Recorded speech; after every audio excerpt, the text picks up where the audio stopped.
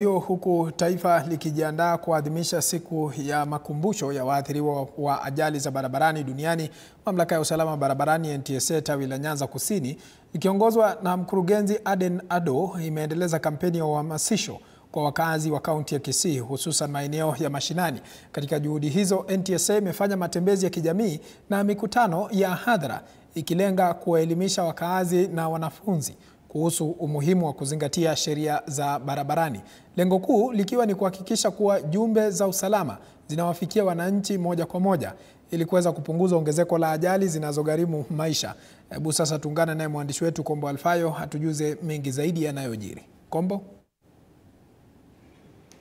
Naam, asante sana. Nipo hapa katikati ya mji wa Kisii ambapo mamlaka ya NTSA inaendeleza matembezi na uhamasisho kwa wakazi katika kaunti hii, ambapo wanazidi kuwafunza baadhi ya sheria za barabarani, kuwazungumzia ili kuweza kuhakikisha kwamba wanafanya makumbusho ya wale ndugu zetu ambao waliweza kupoteza wapendwa wao, hasa na wale ambao waliweza kupata baadhi ya makovu kutokana na ajali za barabarani, ili kukumbusha wengine kwamba ni ajali heri kukinga kabla ya ajali kuweza kufanyika. Kumbuka kwamba hapo jana vile vile kulikuwa na ajali kubwa ambayo ilikuwa watu 4 ambao walikuwa wanaendesha pikipiki dhidi ya trailer ambayo ilikuwa inapita.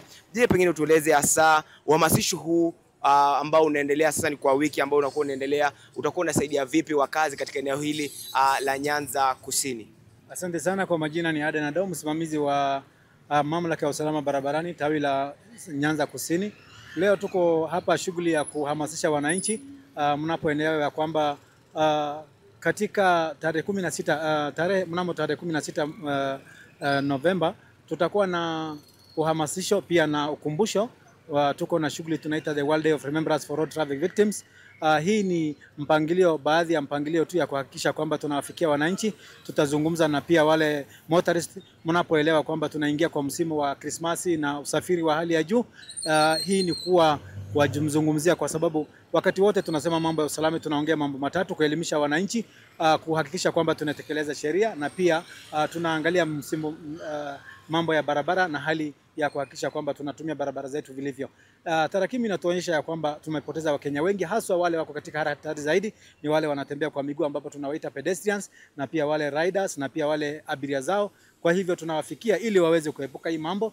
Ndio kwa sababu tunasema road safety is a shared responsibility, na sisi sote tuko na jukumu ya kuhakikisha kwamba tunabaki salama salimin, haswa wakati huu wa msimu ambapo tumewahi sajili visa vingi vya ajali barabarani hapo awali. Kwa hivyo tunajaribu kuongea na wananchi, na leo ni mojawapo ile siku ya kukumbushana. Tutakuwa pia na mazungumzo pale kwa main stage ya Kisii, wasafiri na pia wale madereva wetu waweze kuwa waangalifu, haswa mambo ya kuangalia kuendesha gari kwa kasi, mambo ya kuongeza idadi kubwa ya wale wasafiri, na pia kuchukua abiria mahali ambapo haifai kuwa. Tumekuwa ni baadhi ya visa vya ambapo zinachangia hizi ajali barabarani. Pengine hapa nimepata fursa kupata mmoja wa waendeshaji baiskeli. Tueleze wewe kama mmoja wa Msalaba Mwekundu na waendeshaji baiskeli, hamasisho lenu ni lipi?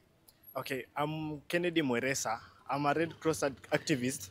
So whatever you're doing today is the World Scout World Remembrance on the accidents that have been happening since the years before. We have been seeing, even recently we have seen a trailer hit by a border. So we are trying to create awareness to the members at large, to the communities, to all the people here in Kisii and also worldwide, so that they can know there is safety. Safety starts with you. So whenever you start with yourself, there is always safety everywhere. Thank you guys.